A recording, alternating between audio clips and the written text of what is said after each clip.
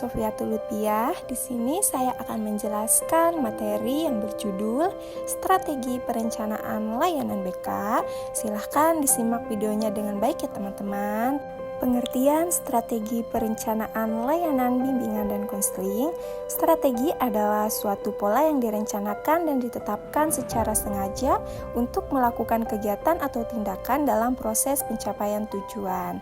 Strategi ini mencakup tujuan kegiatan, subjek kegiatan, isi kegiatan, proses kegiatan, dan sarana penunjang pelaksanaan kegiatan. Nah, apa saja sih jenis-jenis strategi perencanaan layanan bimbingan dan konseling? Strategi yang pertama itu memberikan perbaikan dengan pengalaman baru, artinya klien atau peserta didik harus dapat merubah kehidupan tanpa melihat asal-usul masalah mereka. Disebut juga strategi direktif. Proses bimbingan dan konseling berpusat pada konselor.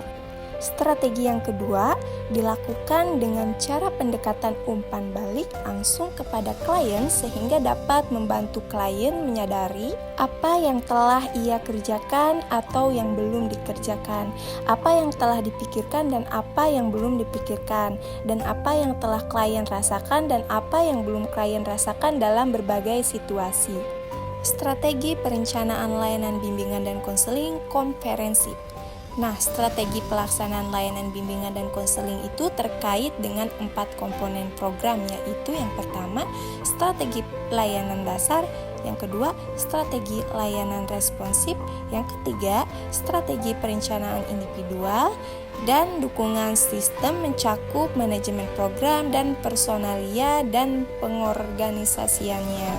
Tujuannya untuk apa sih? Nah, yang pertama itu agar klien mampu untuk mencapai perkembangan diri sebagai manusia yang beriman dan bertakwa kepada Tuhan Yang Maha Esa.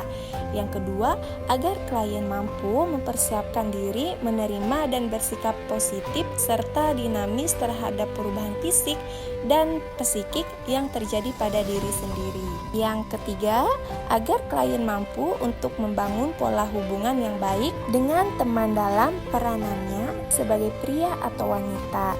Yang keempat, agar klien mampu untuk memahami kemampuan, bakat, minat, serta arah kecenderungan, karir, dan apresiasi seni. Dan yang terakhir, agar klien mampu memantapkan nilai dan cara bertingkah laku yang dapat diterima dalam kehidupan sosial. Jadi, kesimpulannya itu, strategi layanan bimbingan dan konseling dapat disimpulkan bahwa strategi layanan ini meliputi konseling individu, bimbingan kelompok, konseling kelompok, mediasi, dan konsultasi.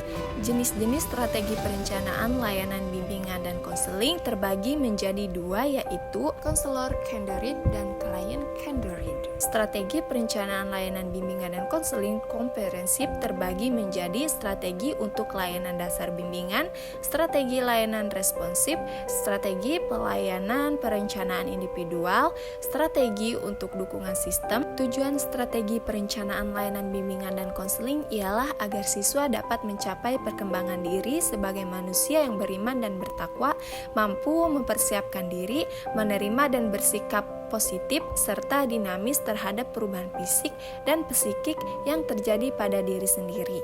Agar klien mampu untuk membangun pola hubungan yang baik dengan teman dalam peranannya sebagai pria atau wanita, agar klien mampu untuk memahami kemampuan bakat, minat, serta arah kecenderungan karir dan apresiasi seni, agar klien mampu memantapkan nilai dan cara bertingkah laku yang dapat diterima di kehidupan sosial. Mungkin cukup sekian penjelasan materi pada hari ini. Kurang dan lebihnya saya mohon maaf. Wassalamualaikum warahmatullahi wabarakatuh.